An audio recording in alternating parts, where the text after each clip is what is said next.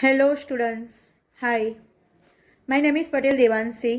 મારી YouTube channel છે teaching Devanshi U Patel. ના વિડીયોઝને please like, share and subscribe કરજો. તો વિદ્યાર્થી મિત્રો, આજે તમને ખબર હશે કે માનવ પાચન તંત્રનું સૌથી પહેલું અંગ છે મુખ.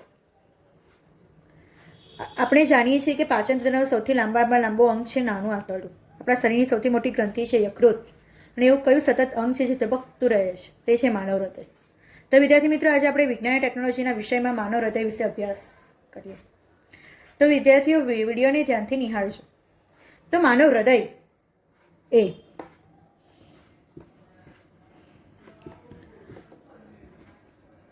ઉરોસ્થિ પોલાણમાં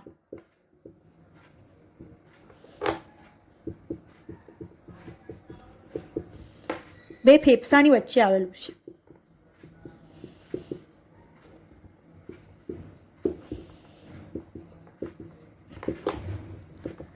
તેનો 2/3 ભાગ શરીરની મધ્ય રેખાની ડાબી બાજુ અને 1/3 ભાગ જમણી બાજુએ આવેલો છે.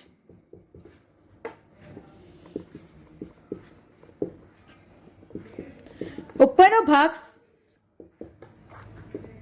પહોળો છે, તેને પાયો કહે છે.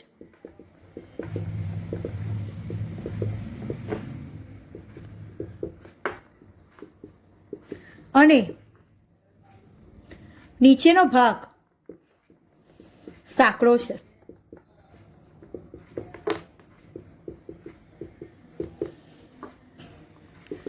માનવ હૃદયનો આકાર શંકુ આકાર છે.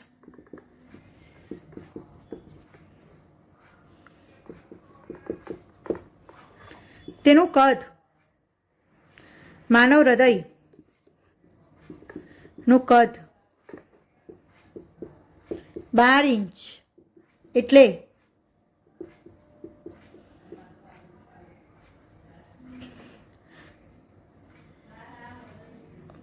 5 ઇંચ એટલે 12 સેન્ટીમીટર લાંબુ, 3.5 ઇંચ એટલે 8 થી 9 સેન્ટીમીટર પહોળું અને 2.5 ઇંચ એટલે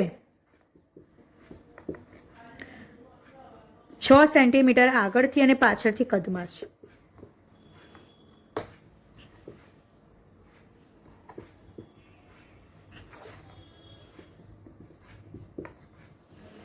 સ્ત્રીઓમાં, પુરુષોમાં હૃદયનું વજન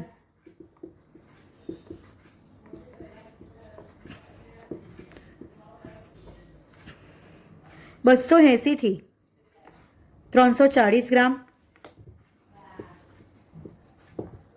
સ્ત્રીમાં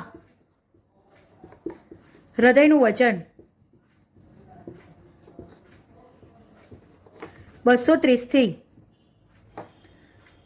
280 ગ્રામ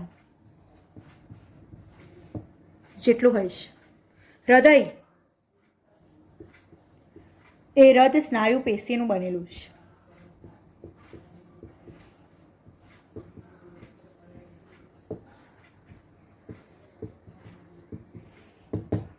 આમ હૃદય એ સતત ધબકતું અંગ છે. તો વિદ્યાર્થી મિત્રો, હૃદયની આંતરિક રચના. તો હૃદયના સ્નાયુઓ વચ્ચે એક આડો સળંગ પડદો હોય છે.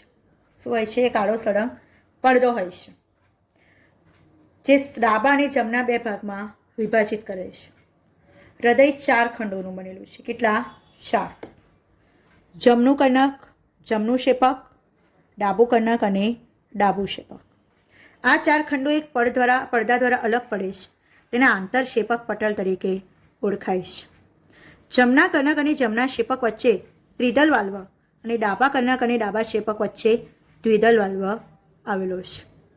તો હૃદયનું કાર્ય શું છે?